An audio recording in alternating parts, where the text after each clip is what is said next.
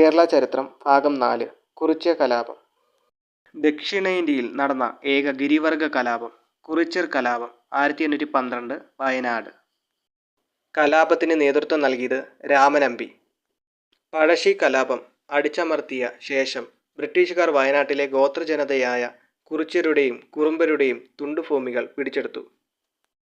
പഴശ്ശി കലാപത്തിൽ കുറിച്യർ പങ്കെടുത്തതിനാലാണ് ബ്രിട്ടീഷുകാർ ഈ ഗോത്രജനതയുടെ ഭൂമി പിടിച്ചെടുത്തത്.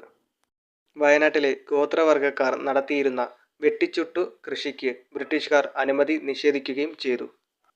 കലാപത്തിന്റെ പ്രധാന കാരണങ്ങൾ: ബ്രിട്ടീഷുകാർ അധിക നികുതി ചുമത്തിയത്, നികുതി പണമായി അടയ്ക്കാൻ നിർബന്ധിച്ചത്, നികുതി അടയ്ക്കാൻ കഴിയാത്തവരുടെ കൃഷിഭൂമി ബ്രിട്ടീഷുകാർ പിടിച്ചെടുത്തത്, നികുതി ഏർപ്പെടുത്തിയ ബ്രിട്ടീഷ് ഉദ്യോഗസ്ഥൻ തോമസ് വാർഡൻ. ഒരു മാസം കൂടി പിടിച്ചു നിൽക്കാൻ കലാപകാരികൾക്ക് കഴിയുമായിരുന്നെങ്കിൽ രാജ്യം അവരുടെ നിയന്ത്രണത്തിലായേനെ എന്ന് കുറിച്യർ കലാപത്തെക്കുറിച്ച് അഭിപ്രായപ്പെട്ടത് ടി.എച്ച്. ബേബർ.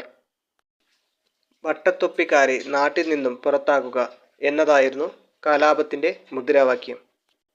പ്ലാക്ക ചന്തു, ആയിരം വീട്ടിൽ കോന്തപ്പൻ, രാമനമ്പി തുടങ്ങിയവർ ഏറ്റുമുട്ടലിൽ വധിക്കപ്പെടുകയും മറ്റൊരു പ്രമുഖ നേതാവായ ബെൻകലോൺ കോളുവിനെ തൂക്കിലേറ്റുകയും ചെയ്തു. 1812 മെയ് 1 ബ്രിട്ടീഷ് സൈന്യം രാമനമ്പിയെ വധിച്ചു. 1812 മെയ് 8 കുറിച്യർ കലാപം അടിച്ചമർത്തി.